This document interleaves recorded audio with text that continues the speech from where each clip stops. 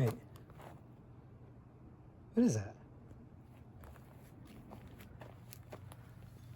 What is that? What? Nope. Nope. Professor Victor ain't going out like that. Not today. Not even going to touch that. Just leave that there. Walk away. No, thank you. Just pretend you never even saw it.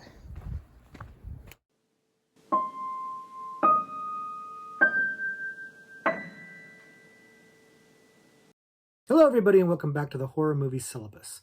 My name is Professor Victor, and I'll be your host as we go through all the essential, noteworthy, interesting, and notorious modern horror films. If you're new to the channel, I recommend you check out our introduction video. There's a link to that in the description below, and it'll give you a pretty good idea of what the Horror Movie Syllabus is about. In short, we take a particular subgenre of horror, and then we look at 3 movies from that subgenre to explore it and talk about it a bit. And today's subgenre is cursed objects.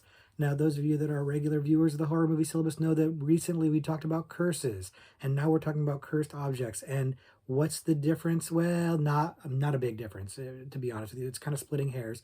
The way we decided to paint it was that curses tended to follow a specific person, or maybe in some cases a place, whereas cursed objects, the particular object was cursed, and whoever was unfortunate enough to run afoul of the object would be subject to the curse. So that's what we're going with. And so this is kind of like part 2 to the curses video that we did a couple weeks back. But if I'm being honest, that is splitting hairs, because whether or not the curse is placed directly on a person, or tied to a place, or tied to an object, it doesn't really matter all that much. What it is a good excuse to keep talking about curse movies, because I like me some curse movies. I find them to be a lot of fun. They tend to have like a little bit of an ironic twist to them, which works out pretty good for me. There's always kind of like a not always, but there's often a lesson to be learned there. They can also be a little bit dark and stuff. So these movies tend to work for me pretty well. So yeah, curses, cursed objects, kind of an excuse to have 2 subgenres to talk about, get more movies to discuss for a subgenre or subgenres that I really tend to like. I admit that it's the nuance between the 2 subgenres is not super clear, and there are movies that could be talked about in one that could probably also be talked about the other. It's a little loosey-goosey, if you will, but hey, it's my syllabus. What am I going to do? I like these movies, and I want to talk about them a little bit more. But that said, I have gone out of my way to really pick movies for this video that are focused on cursed objects, actual objects that are cursed. And I think that'll become pretty apparent as we go through the movies and discuss them. And speaking of which, we are going to go ahead and organize them in undergraduate, graduate, and postgraduate, as we always do at the Horror Movie Syllabus. And in this case, I think what we're going to do is go with an increasing order of how good they are. You know, how scary, how well made, just how good they are, kind of objectively how good they are. And honestly, I don't think I'll get a tremendous amount of pushback, but on the order of this, but I do think that you'll agree with me that all these movies really, really good. So with that, let's go ahead and just jump right into it and start talking about these cursed objects. The first cursed object horror movie we're looking at today, the undergraduate level selection, is John Carpenter's Christine. Christine came out in 1983 and is based on the Stephen King novel of the same name, which, if memory serves correctly, also came out in 1983 and is one of Stephen King's better books, in my opinion. Of course, I'm a little less effusive about King's writing than the average Stephen King fan, but the movie is a kind of a I don't know if I'd call it a bona fide classic, maybe more of a cult classic, but a little bit more mainstream than the average cult classic. It's endured quite a bit, and it is a noteworthy movie to say the least. And it's probably one of the better King adaptations too. But again, because I'm a little bit more nitpicky when it comes to these things, but we're going to get into all of this in just a little bit. But first, if you aren't familiar with the movie, the story is about a young man in high school who's kind of picked on a little bit, not really exactly a cool popular kid, and he winds up buying this junked out old 1958 Plymouth Fury, and winds up having a real strong connection to this car. He fixes it up. It's a beautiful car, and it kind of seems to change his personality. At first, it makes him a little bit more confident, then it makes him a little bit more arrogant, a little bit more jerkish, and people start to notice the change. And then the car seems to be a little jealous of other people in his life, and also is very protective of him with the bullying that he gets and stuff like that, the car winds up being a little bit more homicidal than you'd like your vehicle to be. And that's when the hijinks start to abound. And they are ridiculous and fun. But we won't spoil it any more than that because we don't want to ruin it for anybody who hasn't seen it before. But if you haven't seen Christine, I would definitely say check it out because it sounds like a ridiculously stupid premise because it is, and yet it works really, really well. And I think part of the reason why, or a big part of the reason why, is because of John Carpenter.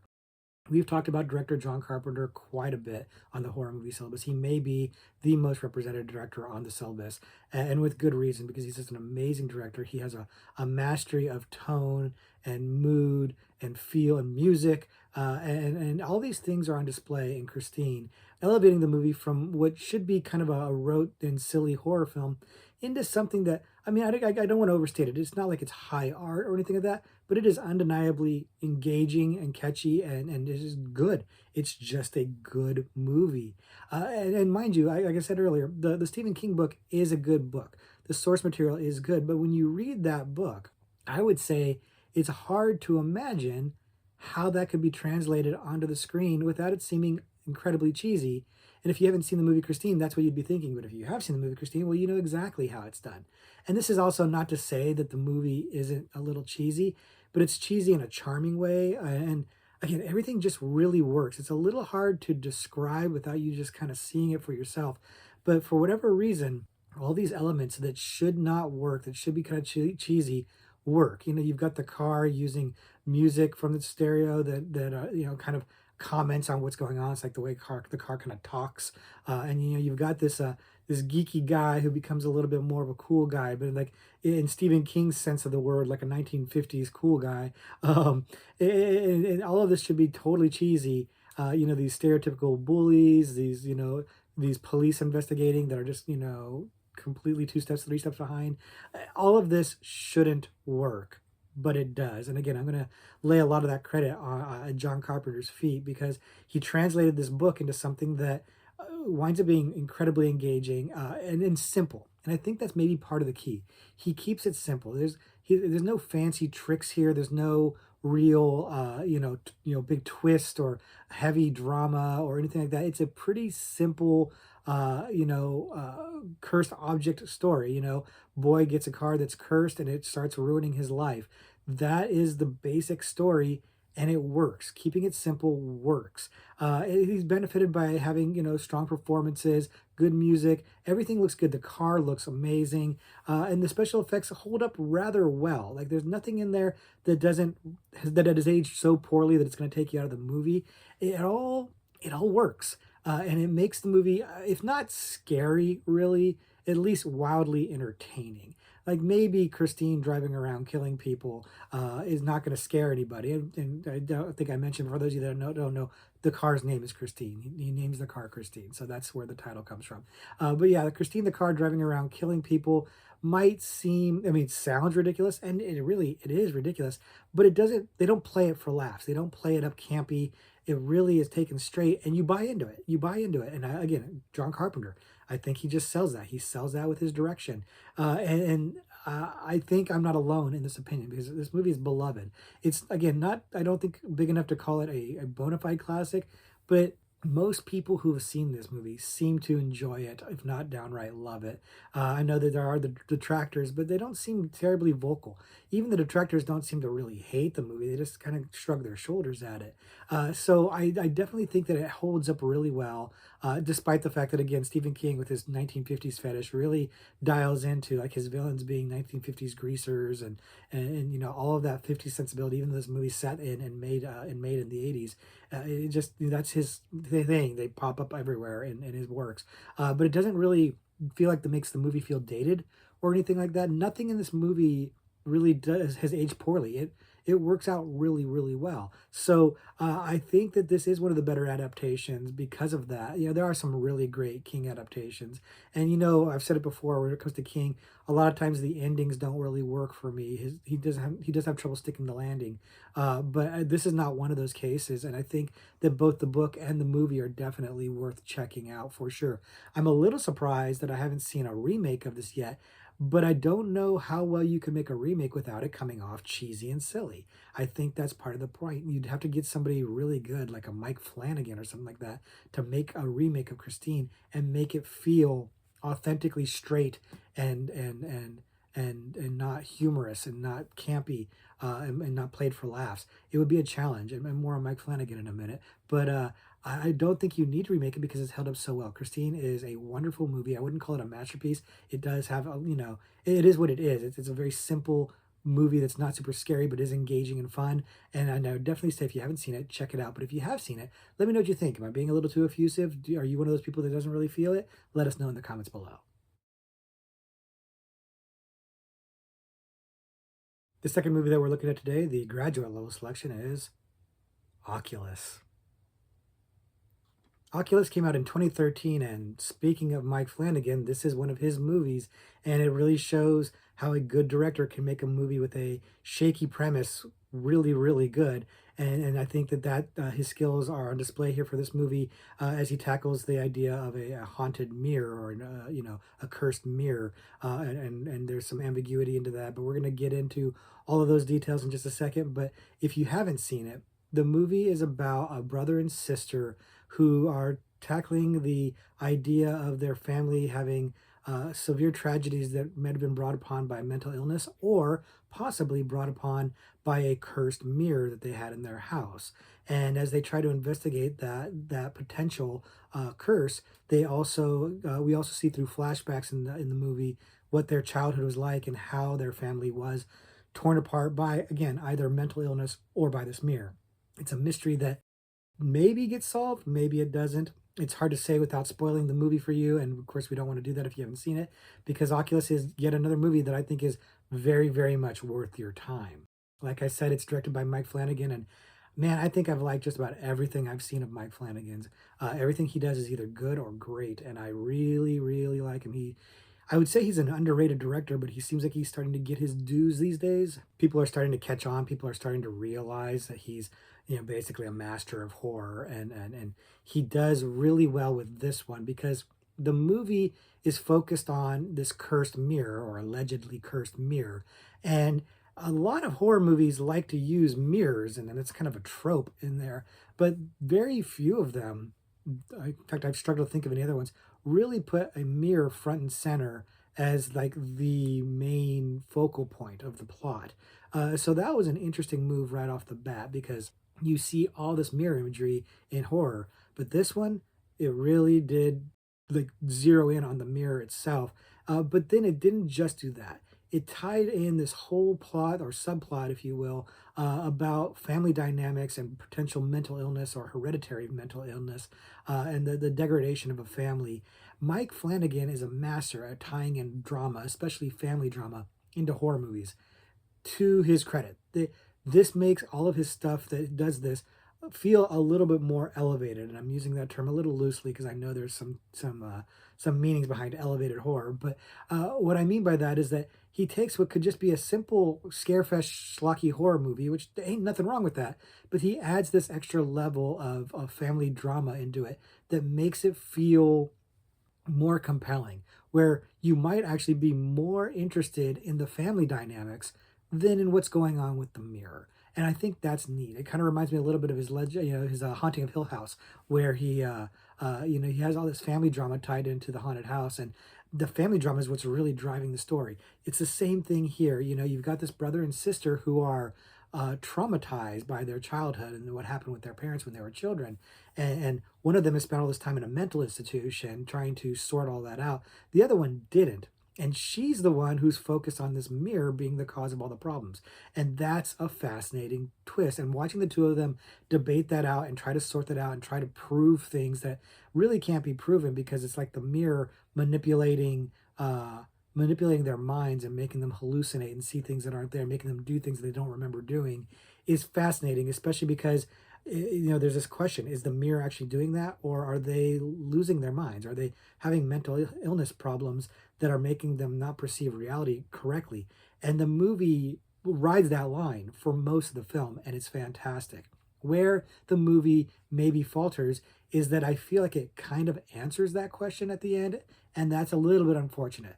I really wish that they had left the ending a little bit more ambiguous, because I think that the fact that they didn't explain the mirror very much and didn't really explain its origins and stuff like that was the right choice. Not giving us those answers is the right choice in terms of trying to keep up this ambiguity of what is really happening in the movie. But when they kind of show you the ending, they kind of pick a side. I mean, you can make an argument, I guess, but I think they kind of pick a side, and that's like my minor nit on what is otherwise to me a really excellent movie. Now, again, I've already praised Mike Flanagan's work on this, but he's got a great cast going on there, and most notably Karen Gillan and Katie Sackhoff, genre favorites who do a great job here. It really is a compelling cast driving this drama, this horror drama, if you will, and giving you some really great memorable moments. You know, the light bulb scene in particular stands out, and if you've seen it, you know exactly what I'm talking about. And if you haven't seen it, well, you should see it.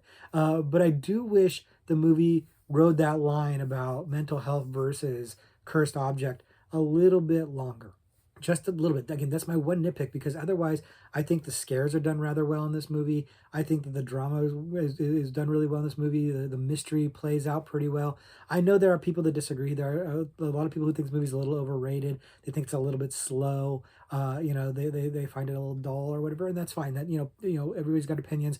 I think they're all valid. That's fine. I obviously disagree because I find this movie to be very engaging. Again, because I'm engaged in the family drama. So I'm not mad that there's not some sort of ghost jumping out to scare me every 5 minutes. I'm okay with that. Your mileage might vary in checking this one out, but I'd still be very confident in recommending this. I think that the acting is solid. I think that the vacillating back and forth between the present day and the flashbacks works really, really well. And at one point, it starts using it to your advantage, to the film's advantage, to try to make the audience feel a little discombobulated, kind of like the characters feel. So I think that's a neat trick. I think that the mood is right in this movie. It's played straight. It's played creepy. Mike Flanagan doing his thing, balancing the horror and the drama really, really well. I just nitpick the ending a little bit, but otherwise, it's a high recommend from me. What do you guys think of it? If you've seen it before, let me know in the comments below what you think. But if you haven't seen it, I'd say check it out. I think you guys will be pleasantly surprised. And the last movie that we're talking about today, the postgraduate level selection, is The Ring. The Ring came out in 2002, and we've kind of mentioned it a little bit before in Horror Movie Syllabus because we've talked about the original Japanese version, Ringu, and we alluded to the American remake, The Ring, in that video, but we didn't go into it too much because I knew we'd be talking about it again, and we're talking about it here in this video because it warrants being talked about, even though it's just a remake of another movie, a really great movie, by the way. But this remake, pretty great too, frankly. But if you haven't seen it, the movie is about a reporter who stumbles across the story of a cursed videotape that when a person watches it, they get a phone call telling them they will die in 7 days, and then they die in 7 days. She rashly watches the video and has 7 days to solve the mystery of what's going on, and also to save her son, who's also watched the video, unfortunately. And so there's a lot going on with a ticking clock, and hijinks abound as she tries to solve this mystery. But I won't go any further than that because I don't want to spoil it for anybody who hasn't seen it. But if you haven't seen The Ring, what are you waiting for? You should have seen The Ring already. Like, it's just an amazingly well-made movie and one of the better horror remakes you're ever going to see, American remakes of foreign horror, that you're going to see. Like, it's just a really, really well done movie. Part of that, I think, is owed to director Gore Verbinski, who I find to be a really sharp visual director. He's mostly famous for his Pirates of the Caribbean movies, which, I actually like the first one quite a bit. They're okay, but they do have a visual flair to them. But he also did like Cure for Wellness, which we've talked about here, which is absolutely beautiful. He's got an eye, and it's on display in The Ring. The Ring has a look to it. It feels kind of unique, even though there's a lot of derivation from it. I feel like there's a lot of movies that look like it now, but it still has like this unique color palette and this cool feel to it that really sets a certain mood for the movie that is incredibly effective. It's also got some really great actors in there, namely Naomi Watts in the lead as the reporter. Davey Chase shows up from Donnie Darko. The little kid whose name escapes me at the moment, who plays her son. He's actually quite good, like, overly creepy maybe, but quite good.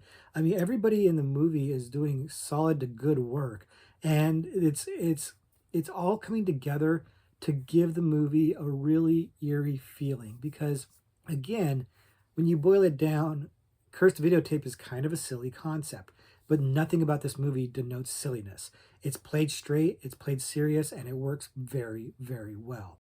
This movie, unlike the Japanese movie, really delves into the mystery aspect of it a little bit more. So you really get a solid mystery in there, which, mileage may vary on how successful it is. I liked it. I thought the mystery was pretty compelling. I know other people that don't quite share that opinion, but I think it's pretty fascinating and pretty well done. And I like that the movie does a good job of explaining what the curse is and how it works and where its origins come from, only to slightly turn it on its head at the end, which again is also in the original movie and leads to a really bleak story that works extremely well. It really does hit you hard. Now, I will say I think the original Ringu's ending hits harder than the ending in this movie, but in both cases, I still think it's a pretty dark ending and a little bleakly funny too. At least that's for me. Maybe I just have a weird sense of humor, but I do like that the movie, the American version, didn't completely sanitize or Hollywoodize or happy ending the movie from the Japanese version. It really mostly kept the same bleak, dark, grim ending. Testament to it. And it's interesting because this movie paved the way for like the J horror craze in America. I think this is one of the earliest ones, if not the very first one. I think it's not maybe not the first one, but it's pretty early. And it's definitely one of the most successful J horror American remakes, and really kind of, for better or for worse, launched that craze of J horror remakes.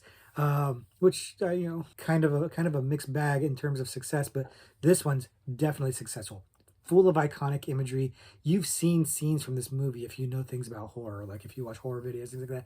You've seen some of these. You've seen, the girl coming out of the television. You've seen the well. You've seen the horse scene, or there's a few really powerful, indelible images, not to mention the images that are on the cursed videotape that really stand out and make this movie memorable, make this movie noteworthy. Arguably a modern bona fide classic. I really love this movie, and I don't think it's hyperbole to say that this American remake, which was much more accessible to people in America than the Japanese version, really did capture hearts and minds. It really was a huge hit, and people seem to really love it enough that they did make a couple sequels to it. Diminishing returns on the sequels. The second one's not bad. The third one, uh, and diminishing returns for sure. And of course, the original Ringu had a slew of sequels. There was a huge franchise built around that. So there's a lot to delve into if you really like the mythology of the story of the Ring. And I'm I haven't watched all of them, but I'm getting into it because I do really love it. But you absolutely positively should see this one if you haven't. I have high praise for it, and there may be a few people out there who don't like it, think I'm being a little too effusive. People who maybe I don't know anybody who really hates The Ring. I just think there might be people who think it's a little overrated, and I'm definitely, on the opposite end of that spectrum. I'm praising it pretty heavily here, but I stand by my praise. I think that you're guaranteed to like it or your money back. But if you haven't seen it, definitely check it out, and then let me know what you think. So those are our choices for the cursed object horror movies, but we have a few extra credit movies selected for you to check out if you like this subgenre like I do and you want just a little bit more. Here's some ones you can check out, or at least these ones you should know about. The first extra credit movie I'm going to mention is a movie called Ouija. And Ouija came out in 2014 and is not necessarily the greatest movie in the world. In fact, it's kind of a bad movie per se. But it is about a cursed object, namely a Ouija board. And it is kind of a stereotypical, 2010s horror, you know, throwaway movie, but there's a reason I want to bring it up, and that's actually because of the sequel slash prequel. But we'll get into all that in just a second.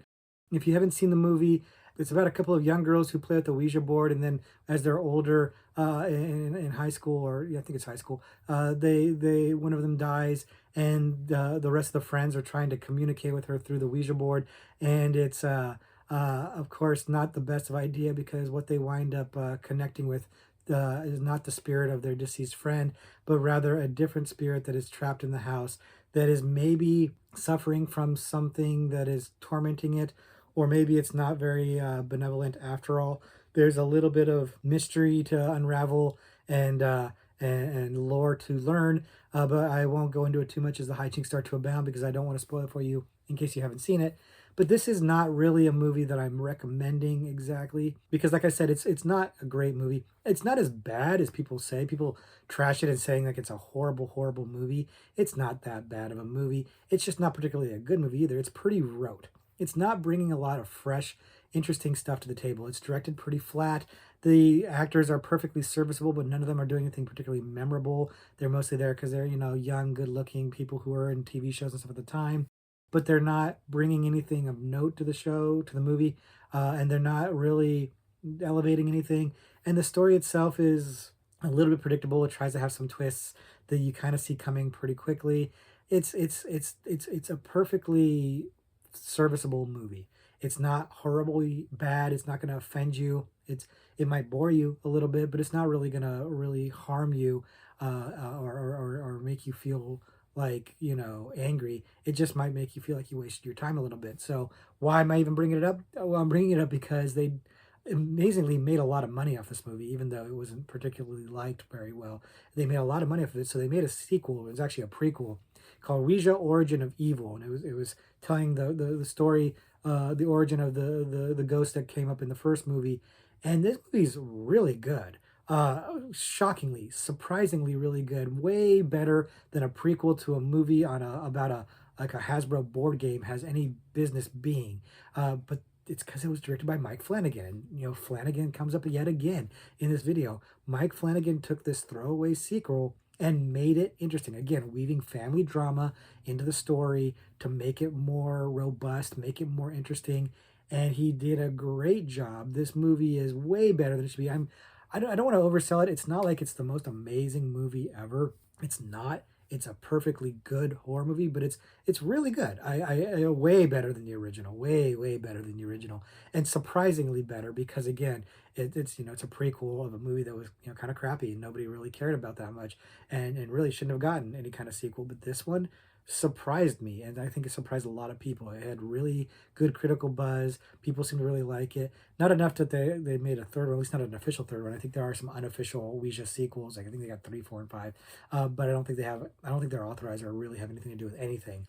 But that second one, definitely worth seeing. Could you skip the first one and watch just the second one? I think you could. I think you could just watch the second Ouija Origin of Evil, and ignore the first movie and have a perfectly fine time. I don't think you'd be missing out on anything. So I guess for extra credit, I'm not really recommending Ouija so much as I'm recommending the 2016 sequel, prequel, Ouija Origin of Evil. Check that one out if you haven't. You'll have a good time. The next extra credit movie I'm going to mention is a movie called The Monkey's Paw. The Monkey's Paw came out in 2013, and it's based on the 1902 short story of the same name, which is pretty well known. The Monkey's Paw is kind of the go-to cursed object, be careful what you wish for type story, and the elements of that get repeated throughout a lot of movies, including some of the movies we've talked about today. But in this case, this movie is an actual adaptation of that story, albeit modernized to meet current times. So I thought this one was interesting to talk about, but I'll get into why in just a second. First, if you haven't seen the movie before, it does follow the story of the monkey's paw, where a young man meets a guy who has this monkey's paw that supposedly will grant him 3 wishes. And he first wishes for a nice car, and that first wish leads to some tragic circumstances that wind up making him use his second wish to try to fix the tragedy of the first wish. Only things start to spiral and get more and more out of control, and it really kind of highlights the idea that be careful what you wish for, because when you make a wish, it's not going to go the way you think it's going to go. It's going to have some sort of ironic twist to it, and hijinks will abound, as of course they always do in these stories. Now, I'm not going to spoil it any more than that, even though, again, it does track the story of the monkey's paw fairly cleanly, although, again, updated for modern times and changed ever so slightly, but the concept is the same, and the wishes are, by and large, on par with what the wishes are in the story. But it's worth noting that the 1902 short story is a short story, so any attempt to flesh that out into a full-length feature is gonna feel a little bit like padding, and in this movie that is actually true. And again, there's another one of these movies that I'm kind of overpraising a little bit by choosing it because it's not exactly the greatest movie in the world. Again, it's kind of like your 2010s horror, average horror movie. It's got its jump scares, it's got its moments. But the reason I brought this one up is because it's got Stephen Lang in it.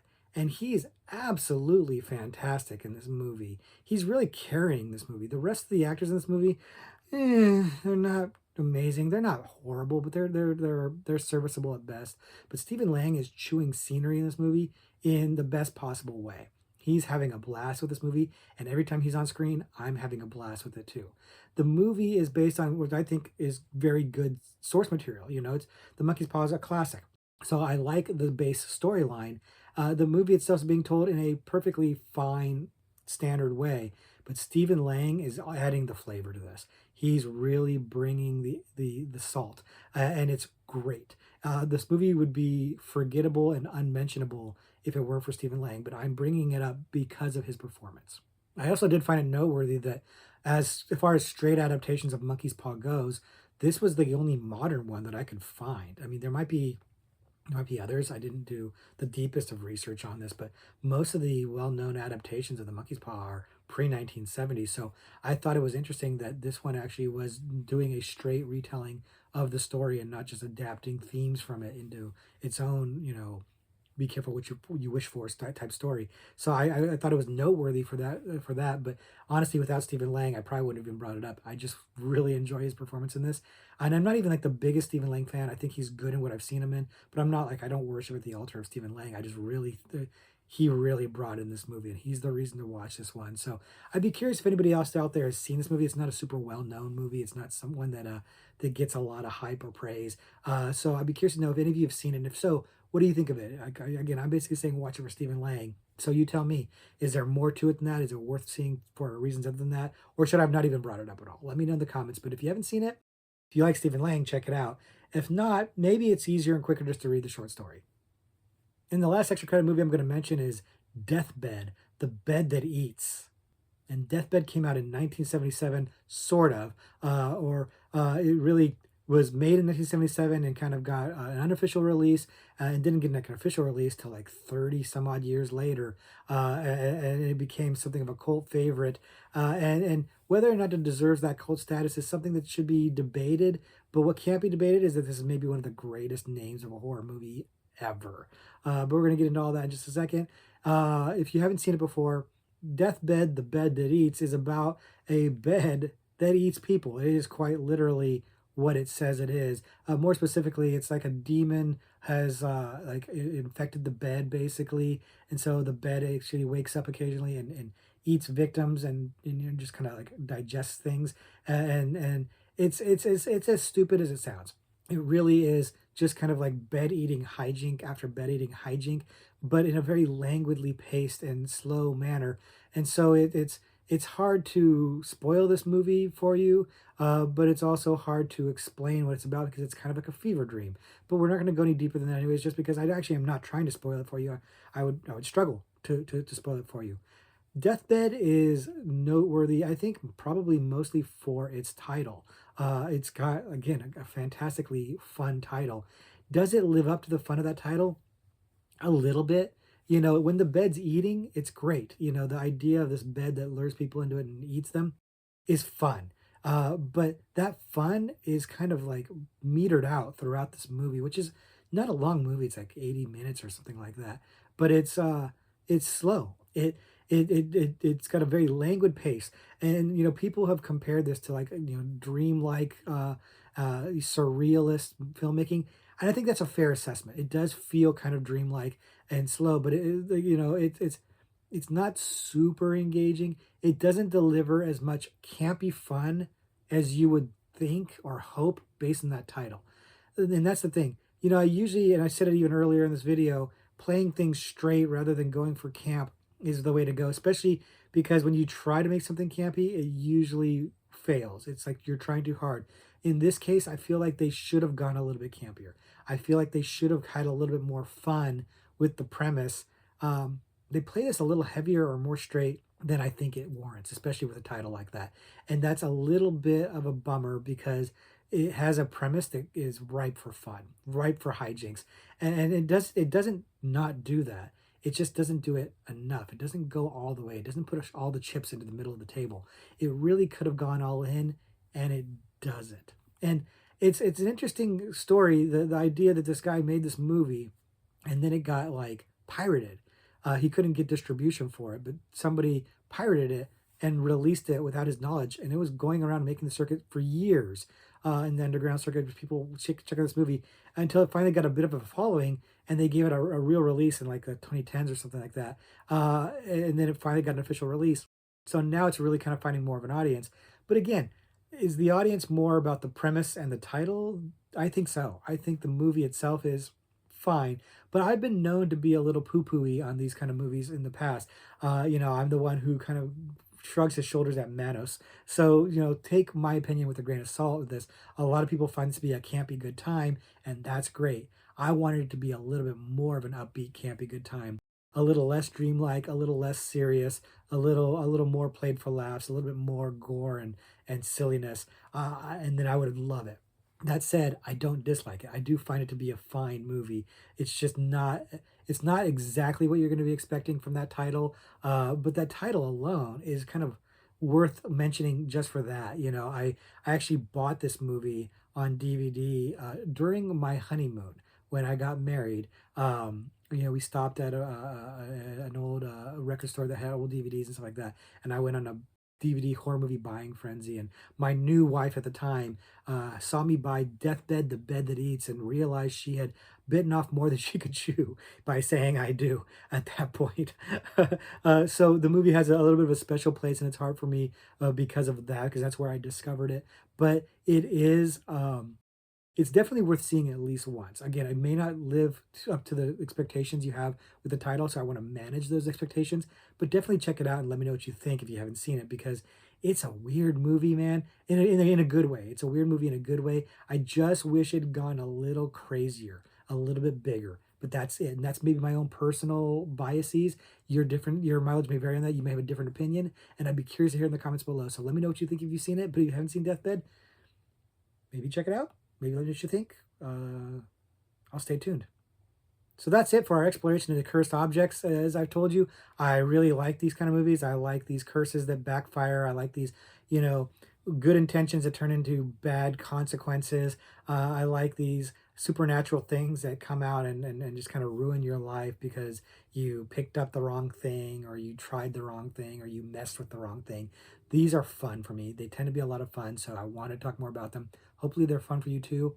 Check out these movies and let me know if they've been fun for you if you haven't seen them, because I have a feeling you'll probably enjoy most of them. But now's the time where we read a Trivia Pursuit card live on camera to see if I can answer it. And I read it to you guys so you guys can try and play at home. We're going to go ahead and look at the supernatural category because, we're talking about curses, supernatural curses. So the question is, what is the name of the production company making The Silver Scream in 2014's Starry Eyes?